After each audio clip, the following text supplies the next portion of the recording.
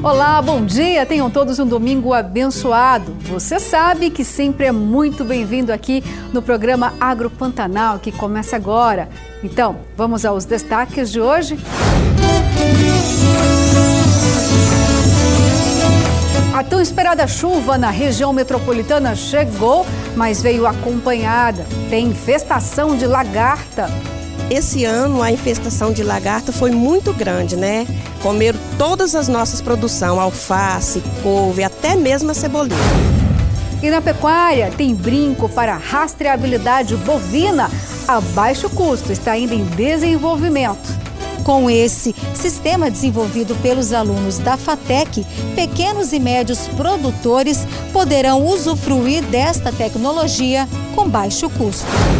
Agropolítica vai ter mais desenvolvimento através da infraestrutura viária para Mato Grosso. Governador Mauro Mendes reúne prefeitos e promete substituir pontes de madeira por concreto. Para poder levar mais recursos e melhorar a vida das pessoas lá em nossos municípios. E cadê a entrega dos maquinários do programa MT Produtivo? E claro que tem aquela receita saborosa e refrescante. Que tal um belo ceviche de dar água na boca?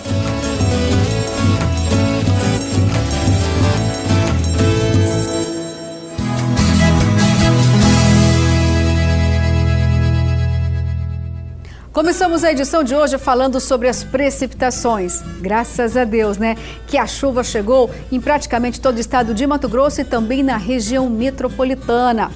É porque os efeitos da estiagem, afinal de contas, trouxeram muitos prejuízos. Mas sabia que a chuva não chegou sozinha? Trouxe companhia? Pois é, algumas culturas estão sofrendo com a infestação de lagartas. Aqui na região metropolitana, por exemplo, tem mandioca que está se perdendo. Vamos conferir então na reportagem de Ieda Magossi.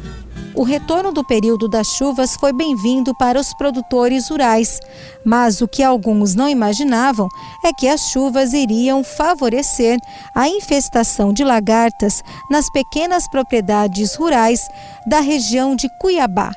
O sítio de seu Erisberto, que fica no assentamento Marcolana, no distrito de Aguaçu, o início do plantio de mandioca foi em julho deste ano, mas o mato e as lagartas da espécie mandaruvá estão tomando conta da plantação.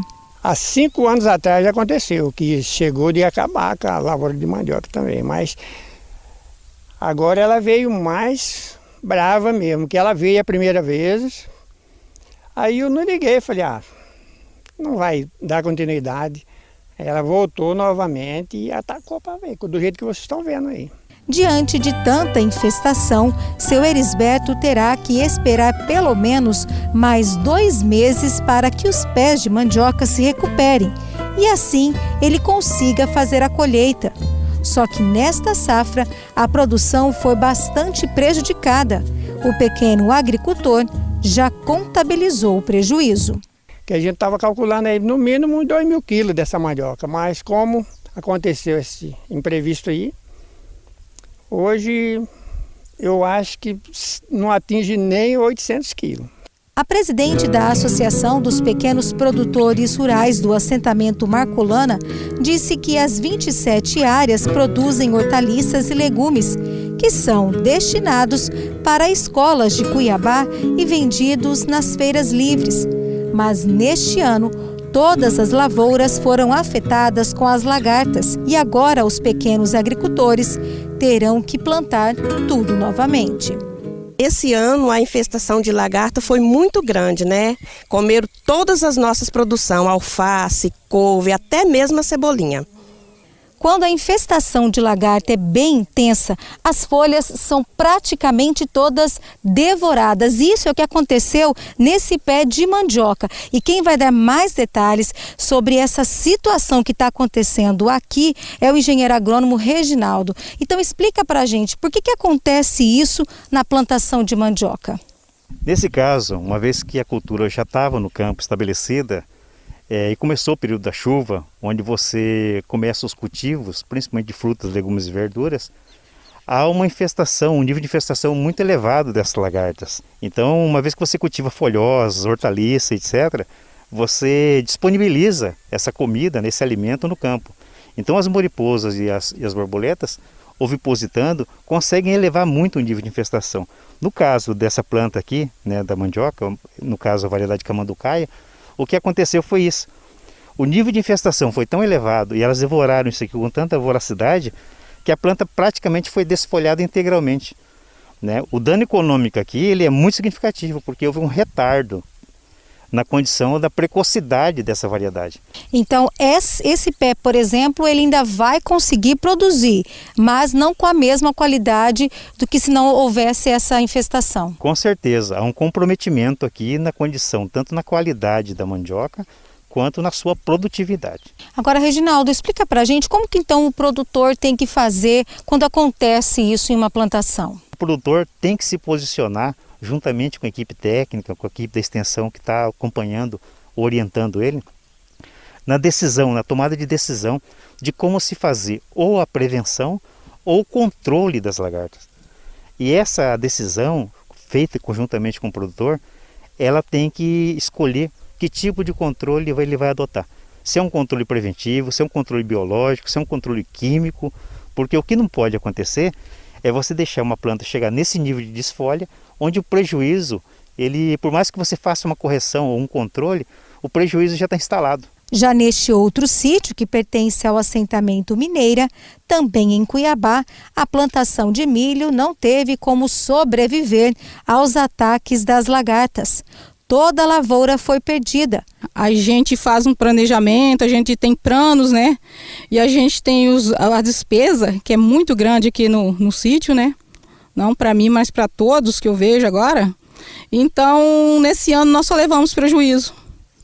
Infelizmente, 2020 para o produtor rural foi só prejuízo. Para os agricultores que enfrentam este tipo de situação, a Secretaria de Agricultura de Cuiabá pode ajudar na orientação através da assistência técnica. Diariamente nós estamos recebendo as visitas dos produtores, né, na qual ele solicita a presença dos técnicos, né, conforme o problema de cada região, né. Os nossos técnicos estão lá prontos para atender, né, a cada um que faça a sua solicitação. Que infestação de lagarta mais malvada, hein? Praticamente dizimou mais da metade desse mandiocal. Muito prejuízo aí, principalmente para o pequeno produtor.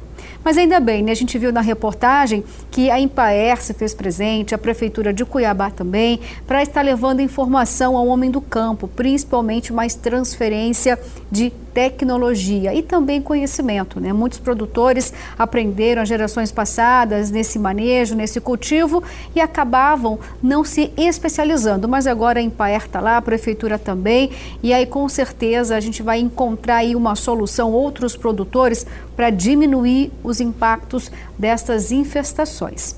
Bom, e agora a gente vai falar de um assunto que todo homem do campo gosta, seja pequeno, médio ou grande. Vamos falar de dinheiro em rentabilidade. E para isso está aqui o nosso consultor do agronegócio, o Super Orleans Tikacheski. Bom dia, Orleans. Bom dia, Luciana. Bom dia a você, nosso amigo produtor rural. E aí, Luciana, vamos falar de pecuária hoje? Opa, vamos sim falar de pecuária, até porque em 2020, um ano muito diferente aí se desenhou, principalmente, né, para a bovinocultura, para a produção de carne. A gente acompanhou aí durante o ano passado uma elevação do custo de produção, em contrapartida, o pecuarista acabou segurando lá a porteira dentro, o bezerro e também as matrizes. Mas a arroba, olha, foi lá em cima, isso o pecuarista gostou bastante, né? Mas e aí? Como é que vai ficar 2021, Orleans? Conta pra gente. Olha só, Luciana, as perspectivas são muito boas aí para o pecuarista nesse início de ano, né? Nós tivemos todo esse cenário de 2020, noticiamos aqui muitas vezes o crescimento do preço aí da arroba, o que foi muito bom para quem produz. E isso tudo aconteceu, né, Luciana, por uma série de eventos aí no mercado interno e também no mercado externo. No mercado interno, o pecuarista segurou muito aí a retenção de matrizes, fez com que diminuísse o volume de carne nos frigoríficos. Os frigoríficos acabaram tendo que comprar a um preço um pouco mais caro, né? e esse preço depois chegou na mesa do consumidor. E no mercado externo, o Brasil abriu as portas aí para grandes importadores de carne, principalmente a China, né? E aí só para fechar essa lembrança de 2020, esses fatores continuam, né, em 2021. Então nós temos aí uma grande demanda por carne bovina aqui do Brasil, aqui do Mato Grosso, do nosso estado.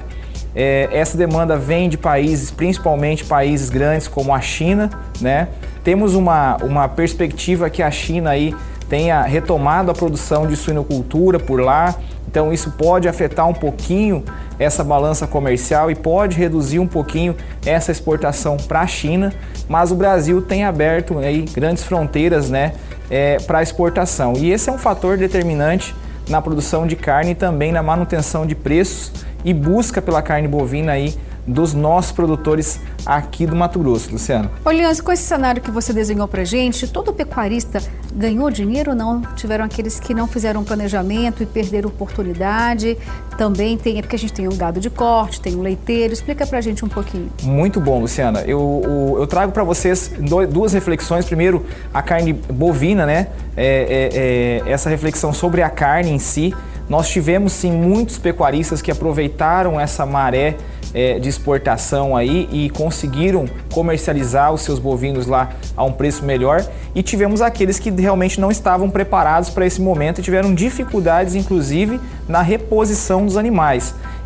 Esses pecuaristas ainda podem aproveitar esse momento no início aqui de 2021, porque essa demanda vai continuar alta ainda, né? Nós falamos um pouco inclusive da facilidade de crédito com taxas mais atrativas, né? Tiveram várias mudanças aí no decorrer de 2020. As taxas ainda continuam reduzidas, então vale a pena dar uma olhada se compensa pegar empréstimo para poder repor o rebanho aí, mas existe sim no mercado uma grande dificuldade, principalmente para os pequenos, né, de reposição desses animais e de planejamento da propriedade. Já para o pecuarista de leite, nós tivemos alguns momentos muito bons ali no decorrer de 2020, tivemos alguns momentos de dificuldade, onde alguns laticínios aí Brasil afora acabaram tendo que paralisar os seus processos em virtude da pandemia. E aí cabe uma ressalva, né? Assim, 2021 pode ter sim algumas situações aí para a bovinocultura de leite que podem despertar um certo risco à atividade no sentido de comercialização, mas o preço deve se manter elevado nos próximos meses, Luciana. Ou seja, então esse custo de produção que castiga toda essa cadeia, independente do tipo de produção, deve continuar aí, porque tem pecuarista que não conseguiu aí se planejar, por exemplo, tem a silagem, não tem armazém, e aí, como que vai ficar? Esse custo deve sim continuar elevado, Luciana, e esse fator ele é ocasionado principalmente por essa questão de exportação. Porque veja bem, nós tivemos uma desvalorização do nosso dinheiro aqui, né, do real frente ao dólar e frente também ao euro.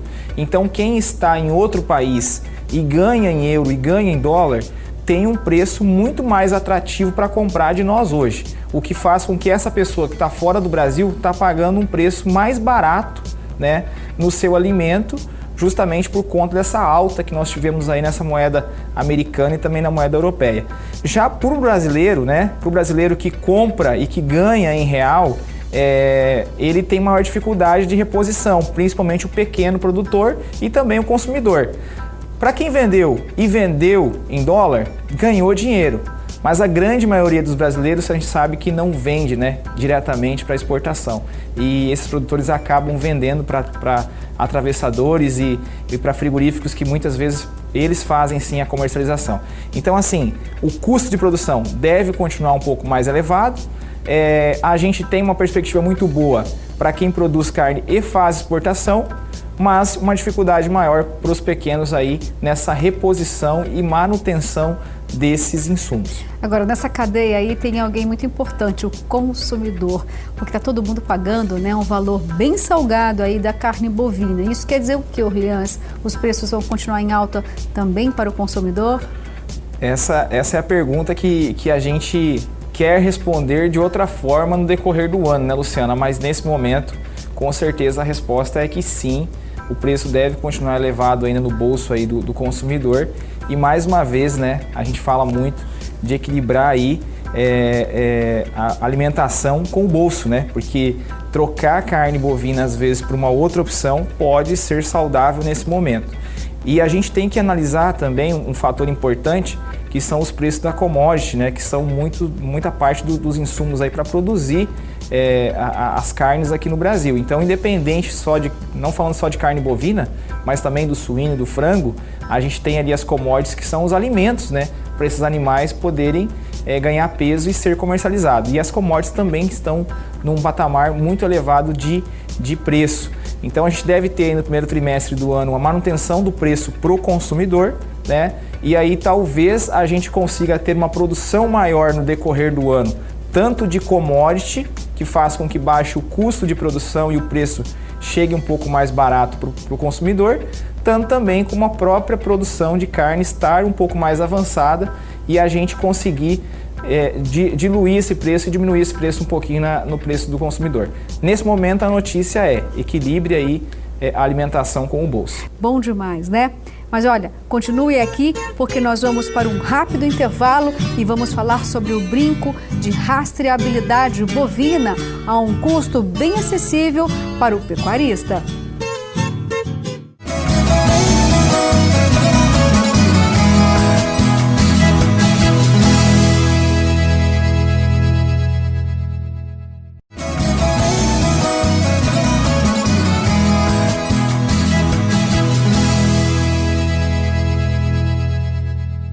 Vamos continuar falando um pouco mais sobre a pecuária. É que Mato Grosso é um gigante na produção de carne e também de rebanho. São mais de 30 milhões de cabeças de gado.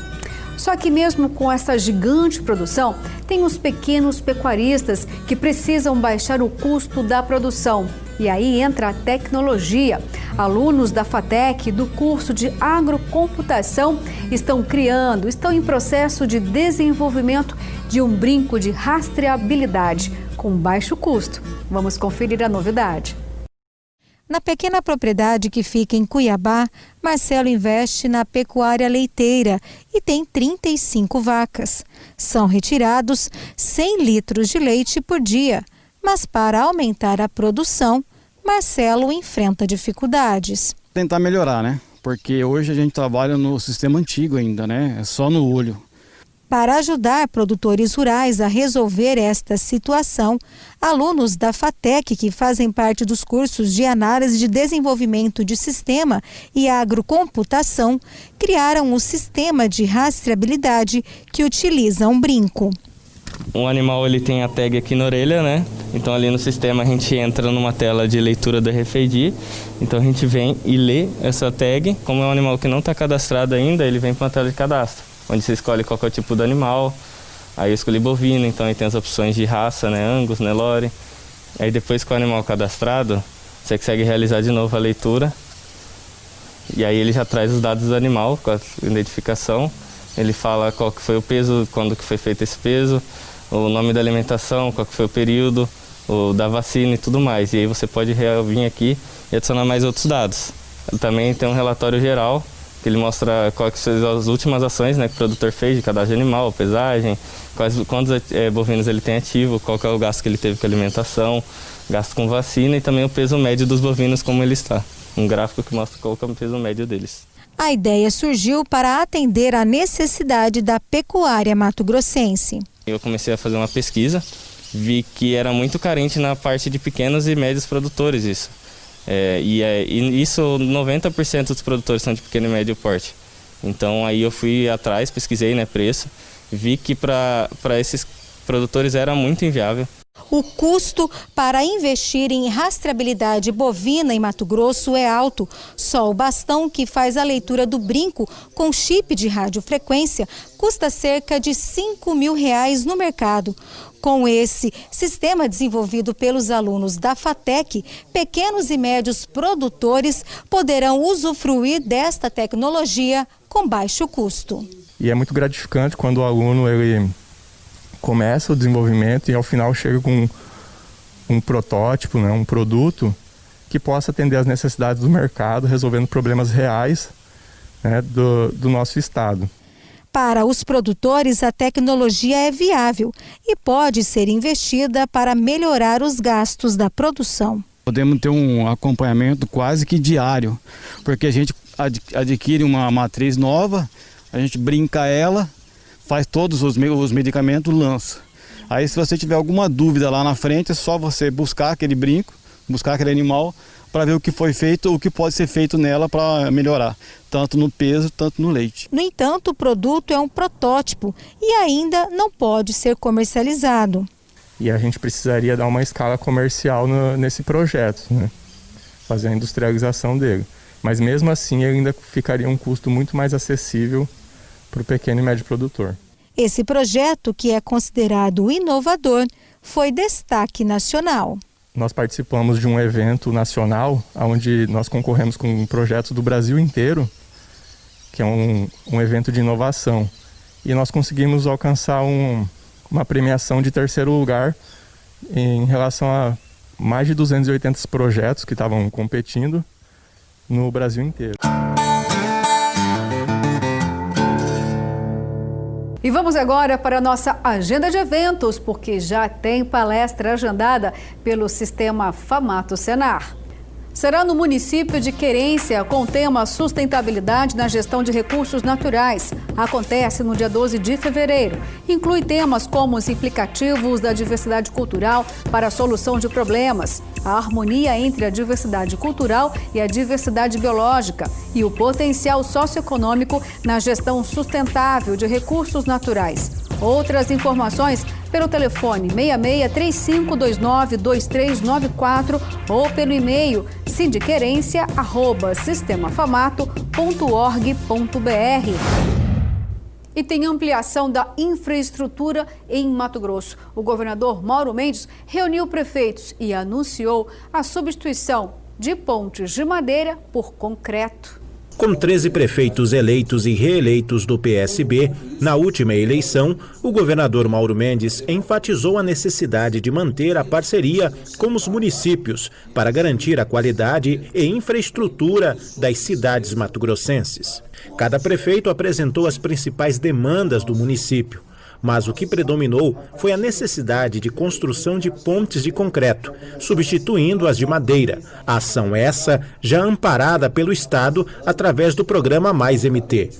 Os prefeitos e prefeitas têm suas metas estabelecidas e o apoio do governo do Estado é essencial para o desenvolvimento dos municípios. Essa conversa é muito importante para a gente poder estar planejando o nosso futuro e contando com o apoio do governo para que a gente possa estar investindo na melhoria das nossas cidades. Então isso para nós é de grande importância. Estamos aqui hoje justamente para poder firmar compromisso com o governador Mauro Mendes para poder levar mais recursos e melhorar a vida das pessoas lá em nossos municípios. Conforme o deputado Max Russi, o Estado tem condições financeiras para dar aporte às cidades e mais investimentos para melhorar a qualidade de vida dos mato-grossenses. Aqui tem muitos projetos para esses próximos 2 anos ainda do governo Mauro Mendes. Então o governo traz, mostra o que tem, mostra os projetos, mostra os programas, orienta os novos prefeitos também, e os prefeitos, antes mesmo de assumir aí, no início do ano, já tem condição de buscar recursos junto ao governo do Estado, que está com uma condição financeira mais organizada, uma situação financeira melhor e que tem condição de apoiar os municípios. Os investimentos na infraestrutura foram possíveis através de um reequilíbrio das finanças do Estado, além da aplicação correta do dinheiro público.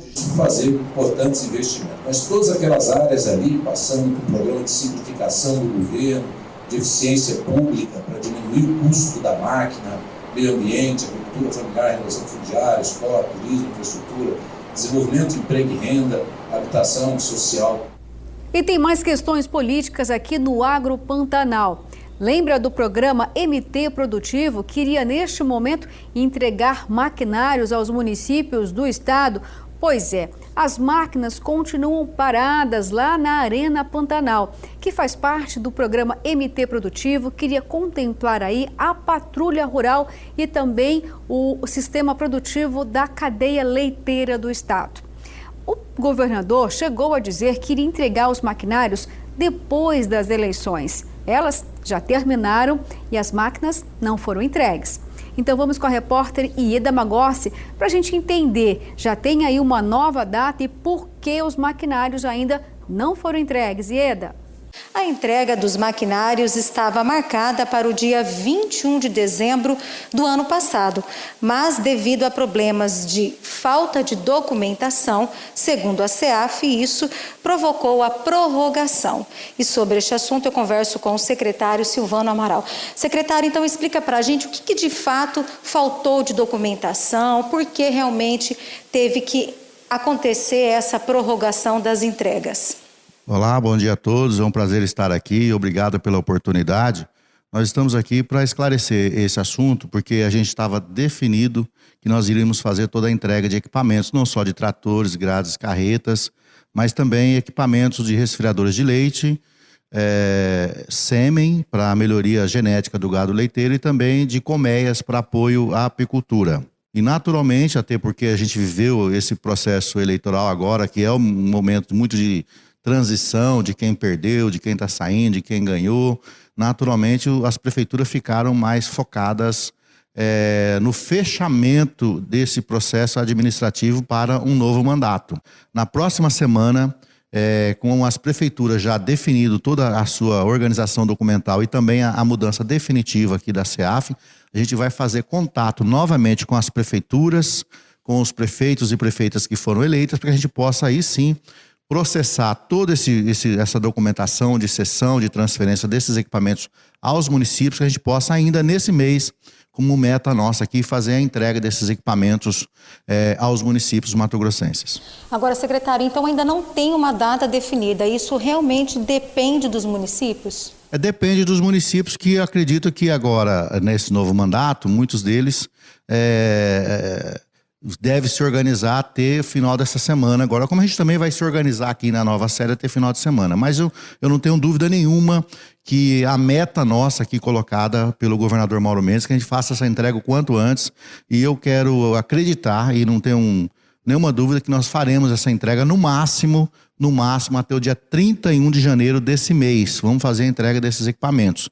Só para deixar claro, no dia do 21, os equipamentos que seriam entregues serão grades, tratores e carretas, oriundas de convênio de recurso do governo federal e também do governo do estado. Como se trata de um convênio, esse equipamento foi entregue para nós ainda no mês de agosto, mas a liberação definitiva de pagamento, de recurso, de fiscalização, aconteceu agora depois do segundo turno das eleições. Então esses equipamentos, essas grades, essas carretas, esses tratores, não estavam ainda definitivamente liberados para entrega, até mesmo porque não havia o pagamento para o empresário, para a empresa que vendeu, né? Agora, secretário, em relação aos maquinários, 42 municípios foram contemplados.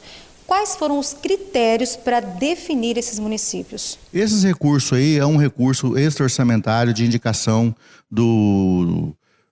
da bancada federal, que já foram feitas as demandas pela bancada federal e serão entregues conforme a determinação dos deputados federais, que na época ainda, isso é só para deixar claro, é um convênio de 2018, que final de 2018 ele tinha sido perdido, porque o Estado naquela época não tinha certidão negativa para formalização de convênio. A Procuradoria-Geral do Estado conseguiu, junto à Justiça Federal, que esse convênio fosse efetivado e se colocado à disposição. Depois de um bom tempo, depois de muita luta, de muito suor, chegar agora no êxito da entrega, que é o nosso principal objetivo, que esses equipamentos possam ir aos municípios, às prefeituras, para que eles possam colocar à disposição dos agricultores familiares, para que eles possam ter lá a condição de mecanizar, de melhorar a sua terra e, naturalmente, ter condições de tecnologia para produzir mais quantidade, mais qualidade e, naturalmente, ter condições econômicas de continuar lá na sua propriedade.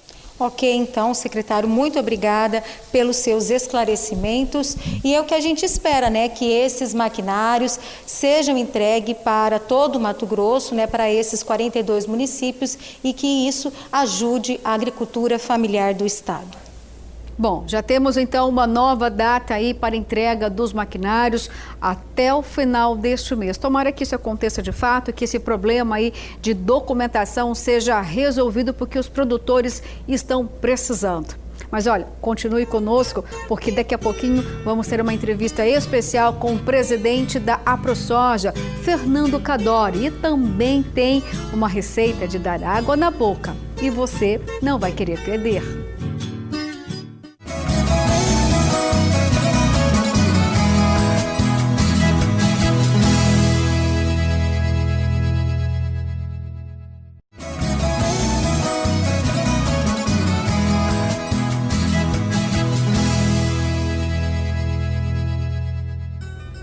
Olá, estamos de volta aqui no Agro Pantanal e que bom que você continua conosco.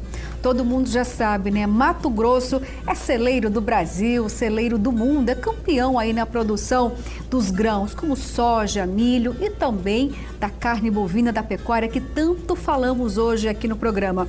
Mas nós vamos dar um enfoque especial agora na questão da soja e também do milho. Olha só, tem um dado muito importante, viu? A produção desse importante grão para o Brasil, para a economia, cresceu em 2019, 2020, ultrapassou até mesmo a produção dos Estados Unidos. O Brasil, como um todo, conseguiu elevar a produção, chegando a 125 milhões de toneladas.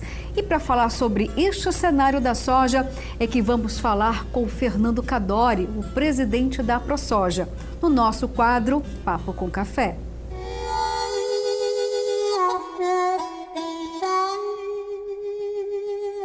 É para falar sobre grão, tecnologia, eleição da ProSoja, que eu tenho a honra de receber aqui no programa Agro Pantanal, Fernando Cadori, recém-eleito presidente da ProSoja. Bom dia, seja bem-vindo. Bom dia, muito obrigado pela oportunidade, estamos à disposição. Fernando, uma coisa chamou muita atenção. Vamos falar um pouquinho para a gente relembrar que foi tão pouco tempo, né, que você está à frente dessa importante instituição, mas me chamou a atenção a chapa, né, que você pertencia, que era a ProSoja Decidida, produtor mais forte. E o mais forte é o que chama a atenção, porque quando a gente fala da soja, a gente já pensa que todo sojicultor é milionário, produz muito, não tem problema nenhum. Essa é a realidade do sojicultor de Mato Grosso, Fernando, porque o produtor precisa ficar mais forte. Não é a realidade, né? A gente sabe, bom seria se fosse, né? Muito pelo contrário, né? A imagem que se tem do produtor matogrossense é distorcida em relação ao que é. Então, a grande maioria dos produtores são famílias que estão no campo, né? 50% dos nossos produtores são até 500 hectares, né? E, enfim... E esse nome ele foi escolhido porque precisa ter decisão, né? Uma entidade de classe ela precisa ser decidida, ela precisa transformar os problemas que esses produtores têm no campo em ações, ser decidida para tornar essas pessoas mais fortes, que não são esses produtores que se tem a imagem. E é o papel nosso também desfazer essa conotação que tem, essa narrativa que não é verdadeira sobre o nosso produtor. É muito importante isso que você está citando, né? Que faz parte da história de Mato Grosso. Se a gente lembrar, Fernando, praticamente essa produção toda começou a crescer na década de 80, ou seja, não é tão antiga assim, não é herdada, né, de pai para filho. Produtores que chegaram aqui, que estão bem hoje, mas porque é fruto de muito trabalho, desbravaram esse estado. E essas histórias, esses cases, Fernando, muitas vezes ficam esquecidos. Por que isso acontece? De que forma que a instituição, por exemplo, vai estar trabalhando para que mude este cenário que é importante, para que o sojicultor não seja visto como um tubarão, um vilão, um barão? É muito importante isso que você citou. E a história, a nossa história, a história dos produtores se confundem com os municípios novos que o estado tem, né? Então, como você falou, há muito pouco tempo atrás não existia Sorriso, não existia Primavera do Leste, não existia Lucas do Rio Verde e tantos outros que estão aí. São essas famílias que vieram deixando para trás, na época, coisas básicas como energia elétrica, como hospitais, como tudo para transformar um solo que não sabia se ia ser produtivo e não era, né? O solo de cerrado é um solo que é um meio de cultura, não tem fertilidade nenhuma, não se tinha tecnologia, mas pelo espírito desbravador de conquistar um novo espaço, de fazer uma nova história, essas famílias vieram e se confundem com a prosperidade de Mato Grosso, né? Se a gente lembrar que Mato Grosso era unido com o Mato Grosso do Sul, e na época as pessoas que lá ficaram, né, achavam bom desmembrar para não ter o peso de carregar o norte do estado nas costas, e hoje virou o que virou. Então essa história se confunde e são essas famílias que estão no campo hoje. Quando a gente vai para esses municípios, eles são pujantes porque lá ficou o pai, o filho, a escola prosperou, o comércio prosperou, o supermercado, e é isso que a gente tem que ver o nosso estado dessa maneira. Que o produtor, antes de produtor, ele é cidadão matogrossense e assim se considera, está aí a segunda, terceira geração, né? Então acho que a gente tem que sim que resgatar e mostrar, talvez a gente tenha também uma parcela de culpa, porque o produtor desde que chegou, ele soube só trabalhar, ele não tem o dom de se comunicar. Eu acho que cabe a nós mostrar esse lado diferente. Fernando, você já conseguiu encontrar aí um legado da AproSoja deixado? E também eu queria saber qual será a marca de Fernando Cadori à frente da instituição. É claro, a gente tem uma entidade jovem, né? Porém com muita história, né? Cada dirigente que passou ali deixou a sua contribuição. E eu acho que a nossa marca, ela tem a ver com mostrar esse agricultor diferente, que se fez Brasil afora essa imagem, com tentar entender de fato as demandas da base e trazer esse produtor para dentro da entidade, para que ele se sinta ali representado, para que os problemas que tem da porteira para dentro sejam externados ali em coletividade, a gente leva isso para frente. Isso tem a ver com tributação, isso tem a ver com produção, com as políticas públicas e com todas as políticas inerentes ao nosso segmento e também com a comunicação com a sociedade. Eu acho que nós cidadãos, culturalmente, erramos. Eu cito um exemplo aqui, o estado de Mato Grosso, a gente já teve a oportunidade de conhecer outros países produtores mundo afora. Não existe lugar nenhum no mundo que se produz como a gente produz aqui. Com a sustentabilidade que a gente tem, usando 10% do território, sendo uma potência mundial de produção, como você citou, o Brasil passou os Estados Unidos devido à produção do Mato Grosso. Então, o cidadão tem que ter orgulho do seu estado, da potência que virou na produção de proteína vegetal, de milho, da proteína vegetal, no caso a soja, de proteína animal, e ter tanta preservação, o meio ambiente tão preservado e tanta pujança e tanta riqueza. Então, eu acho que a partir do momento que nós nos engajarmos nessa narrativa, nós mesmos vamos começar a mostrar o que a gente tem de melhor. E não aceitar uma narrativa errada que se faz e nós mesmos, às vezes, falamos mal de uma coisa boa que temos. Agora, são muitos temas, né? Agora, você disse uma questão muito importante, tributação. Sempre foi uma bandeira de luta em relação da AproSoja e recentemente até mesmo você, de forma nacional, conseguiu se posicionar, teve um posicionamento importante em relação ao ICMS, que nem é de Mato Grosso, é de outro estado, lá de São Paulo. Mas qual é a ligação que se tem em relação ao ICMS lá de São Paulo para cá? De que forma que afeta isso, a cadeia como um todo de alimentos, principalmente, Fernando? É importante essa colocação porque a produção de alimentos, seja ela soja, milho, hortifruti, enfim, toda a cadeia, ela está relacionada e interligada no país. Então, e São Paulo ainda tem um ponto a mais, que é onde se produz alguns insumos que são utilizados Brasil afora para produção animal e vegetal, fertilizantes, agroquímicos. Então essa tributação, além de ter um efeito cascata na forma de custo para outros estados produtores, e aí é produtor de qualquer coisa relacionada ao agro ou aos que foram tributados, ele também tem um impacto no consumidor final. Visto que o produtor ele não ele só compra o custo dele, sabe quanto ele vai gastar, mas ele não sabe a quanto ele vai vender. Então, tudo que desestimula a produção pode tornar a oferta menor. E como o mercado é de oferta e demanda, a gente não pode desestimular e muito menos trabalhar políticas públicas como fez o Estado de São Paulo sem consultar a base. Tanto é que o resultado está aí. A gente tem um diálogo aberto com todos os setores da produção de São Paulo e amanhã eles vão ter esse tratoraço lá, motivado essa falta de diálogo do governo em implementar políticas sem consultar o setor e a população, que no final das contas é sempre a mais impactada. Agora, você disse também algo muito importante, presidente, em relação à preservação ambiental, né? Da população, talvez não tenha tanto conhecimento assim, talvez a população do interior já tenha uma outra visão, mas aqui na região metropolitana é que tem um olhar duvidoso, meio torto, né, para o sojicultor.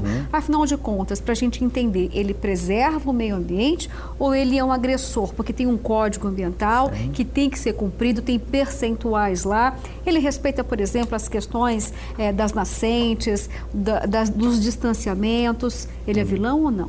O produtor, ele respeita e tem que respeitar. Afinal de contas, a terra é o bem mais precioso que o produtor tem. É dali que ele tira o sustento e ali ela vai ficar. Então essa narrativa, ela é muito equivocada e a gente tem que mudar ela.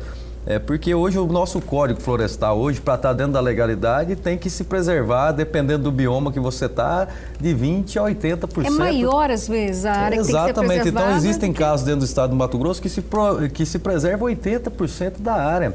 E se essa pessoa não preservar, ela está à margem da lei. Isso aí também nós repudiamos. A gente quer que seja cumprida a lei.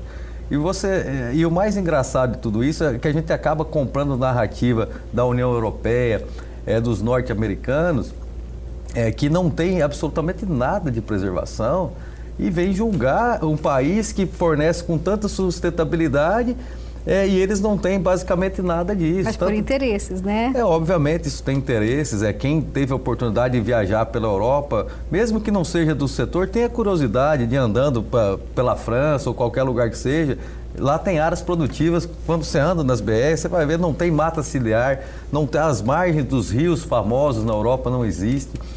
Quando você anda na Holanda, os portos holandeses, que são grande alavanca financeira da Holanda, são todas áreas de Pantanal drenado, né? Então, existe uma demagogia gigantesca e nós temos que saber do que a gente está falando, para às vezes a gente não falar do melhor que a gente tem mal, entendeu? Então, o que é bom tem que ser visto com bons olhos, o que tem que melhorar, mas nós não podemos ser vetor de uma informação falsa, ainda mais quando ela é prejudicial para todos. Porque quando se fala do estado de Mato Grosso e da preservação, a gente está falando do nosso estado, da nossa casa, que é tão rico e preserva tanto. É um exemplo. Agora a gente pode falar um pouquinho sobre as questões climáticas, né, que acabou aí impactando um pouquinho, né, o setor de grãos, a soja especialmente. Houve um atraso aí no período de chuva e consequentemente atrasa, né, o plantio, e também tem outras culturas, né? Depois da soja vem o milho, vem o algodão, mas agora, graças a Deus, né, tá chovendo.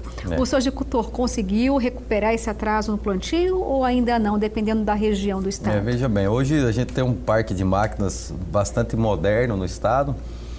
O atraso não conseguiu se recuperar. A gente tem um delay na janela normal de plantio, ou seja, um atraso em torno de 10 a 20 dias. A nossa safra está atrasada. Houve uma irregularidade das chuvas, até existem regiões que não está regular ainda, porém não está faltando, está na medida. Então a gente ainda tem esse mês de janeiro para consolidar a safra por conta desse atraso. Teoricamente, nos anos normais a gente já estaria com a safra consolidada, bem ou mal, mas ainda a gente depende das condições climáticas desse mês todo de janeiro para saber que impacto que a gente vai ter, se vai ter ou não. E aí tem preocupação já em relação aos contratos, porque a produção ela já é comercializada, exportada, né? Os contratos internacionais principalmente. Houve uma discussão a respeito disso, mas eu acho que se criou um alarde desnecessário, porque o produtor ele sabe, a partir do momento que ele fecha um contrato, qual vai ser a capacidade dele, se vai ser, se não vai ser, então ele faz o hedge em cima disso.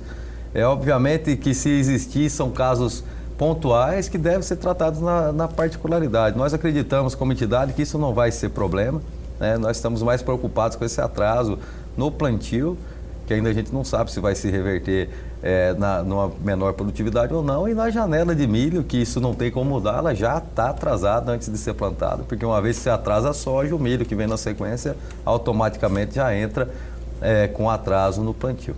Os programas da ProSoja, tem o programa Soja Plus, outros também que visam a qualidade, né, da semente.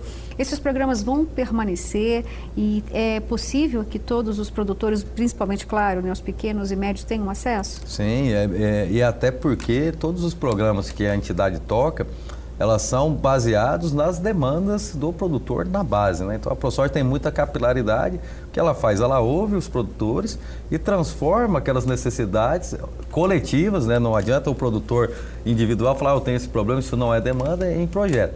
Então esse o corpo da ProSoja, é isso que ela faz, né? E o presidente, na verdade, é um mero vetor dessas vontades, ninguém está lá para expressar a vontade própria. Então nós vamos continuar tocando esses, assim como outros que estão vindo, que são novos aí, que a gente vai tocar, como os que virão na frente, como também, a partir do momento que não for mais um problema do produtor, eles vão ser tirados ou não, conforme a orientação dos nossos produtores no campo. Agora, Fernando, no programa de hoje nós exibimos aqui alguns programas do governo de Mato Grosso, a entrega de maquinários que está atrasada, mas o governador também prometeu trocar aí pontes, né, de madeira por concreto. E eu quero falar então em relação à logística, à infraestrutura, né, armazéns, o escoamento dessa produção. Ela está satisfatória hoje em Mato Grosso? É preciso muito mais, até porque uma parte dos impostos justamente iria, né, para a infraestrutura. Vai ser ainda uma bandeira de luta? É preciso avançar? Esperamos que um dia não seja mais, né? Mas eu acho que ainda está longe disso. O Mato Grosso cresceu muito, o Brasil cresceu em 20 anos, a agricultura expandiu um século em termos temporais e a nossa logística ela é arcaica. Federal, na visão federal e estadual principalmente, né? O Mato Grosso é um gigante, o produtor lança a mão de um tributo que não existe em outros estados, que é o FETAB, que deveria ser aplicado em infraestrutura e a gente espera que seja aplicado em infraestrutura. É um sacrifício, nós temos produtores de regiões que não têm asfalto ainda, Gaúcha do Norte é um município que produz há tanto tempo, não tem asfalto, paga FETAB. E esse sacrifício que o produtor faz só aqui no estado de Mato Grosso, pagando um pouco mais de R$2 por saca, não existe no Paraná, no Rio Grande do Sul e nem em outro estado, está muito mais perto dos portos. Então a gente espera que ou seja utilizado para o fim que foi criado ou que não exista, porque daí o produtor mesmo pode usar aquilo para melhorar a estrada dele interna, enfim. Com relação a armazéns, a gente tem um problema ainda mais grave. Hoje o estado tem um déficit estático gigantesco de 50%. E é um pleito nosso dessa nova gestão, nosso que eu digo, é um pleito dos produtores, que a gente precisa mudar. O estado só tem metade dos armazéns do que produz, ou seja, o restante ou ele tem que ficar em trânsito ou ele tem que ser exportado. Então nós não podemos ter nenhum tipo de problema que dure um tempo mais do que o normal, que a gente vai ficar com essa produção à mercê e produto agrícola à deriva, ele estraga, ele se perde e aí não tem quem suporte uma situação dessa. Então a gente precisa reverter isso. No mundo não é tolerável que não se tenha armazém que se produz, né? Só que isso é uma política da esfera federal, nós já temos projetos para tentar minimizar isso e vamos levar à frente para o governo federal para ver de que maneira a gente consegue sanar. Ainda falando sobre o escoamento dessa produção, ferrovia seria importante? Nós temos hoje um movimento pró-logística, ele é o movimento capitaneado pela ProSoja Mato Grosso, né? Ele trabalha em todas as esferas do país, federal, estadual, e ele trabalha essa parte do logística de que maneira? Diagnosticando quais são os problemas, né? E aí entra a parte de ferrovias, hidrovias, diagnosticando as possibilidades, né?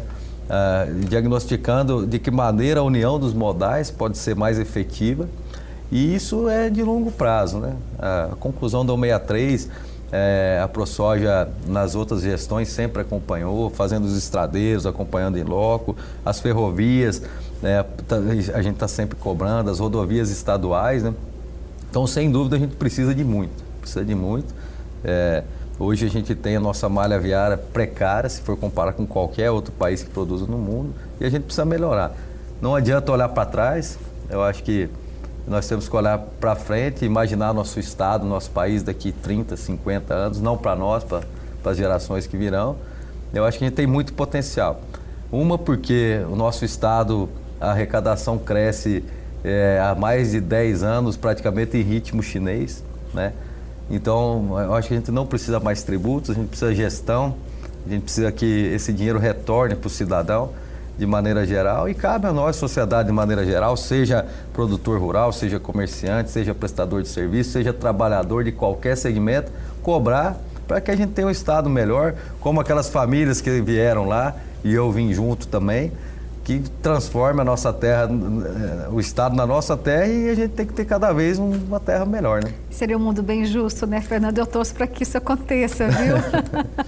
Olha só, agradeço muito a sua presença aqui, a sua participação especial no programa AgroPantanal, e a gente percebeu aqui que você vai ter muito trabalho, né, frente à ProSoja, e assim como o homem do campo que espera colher frutos de muito trabalho, eu desejo que vocês consigam também ter essas demandas importantes atendidas, porque, como você disse, se traduz em crescimento, em qualidade de vida para todo mundo, não só para o homem do campo, viu? Olha só, e agora a gente vai para aquela receita especial, porque é domingão e você merece aí saborear aromas e sabores bem diferenciados. Então vamos com o peixe à moda oriental.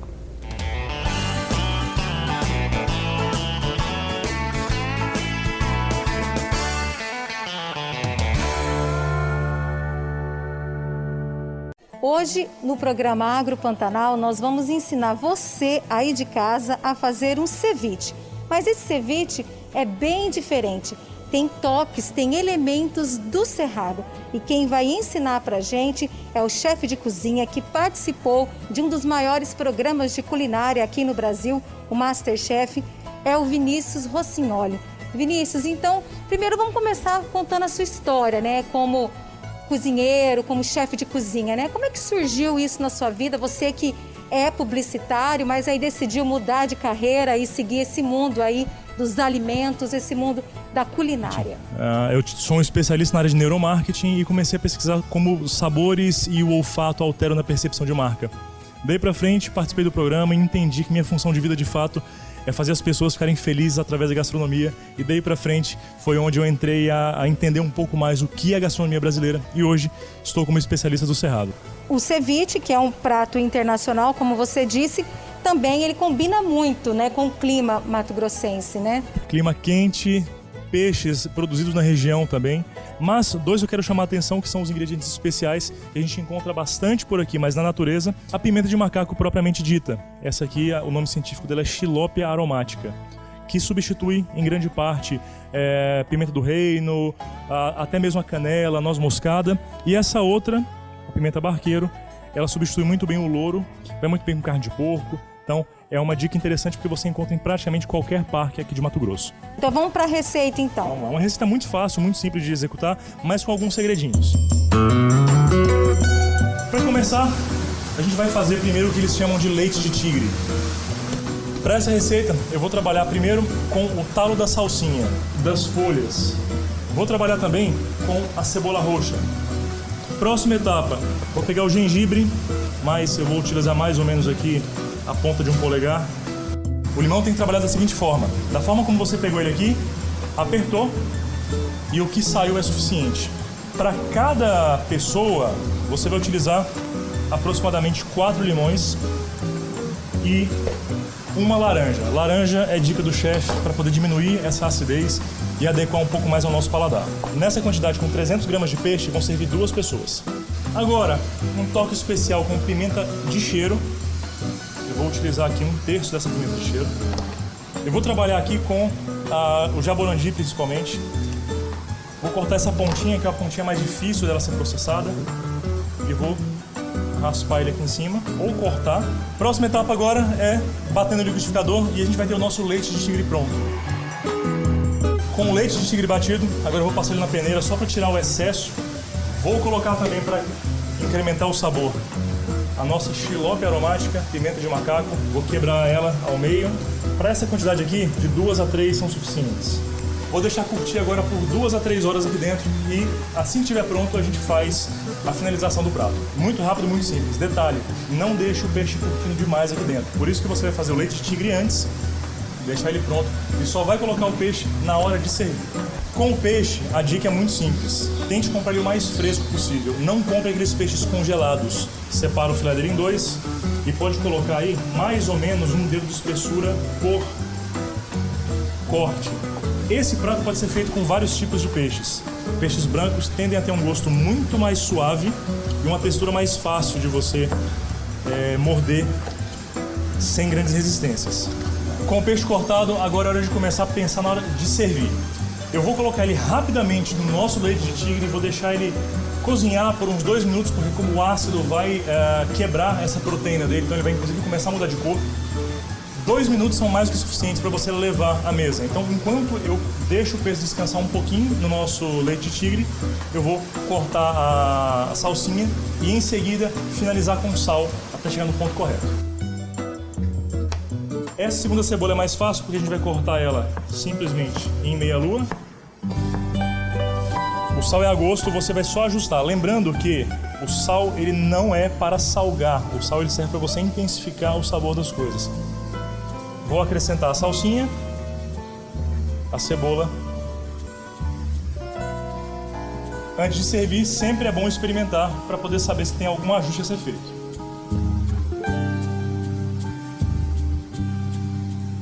E agora é só servir, de preferência em potinhos que mostrem a beleza desse prato. É um prato com uma plástica muito interessante.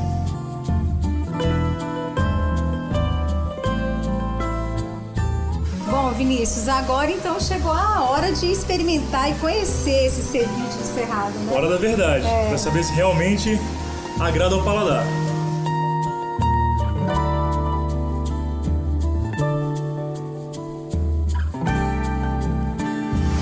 Ver que o peixe branco é muito fácil. Tá do seu agrado? Muito, muito bom mesmo. Olha, maravilhoso, maravilhoso.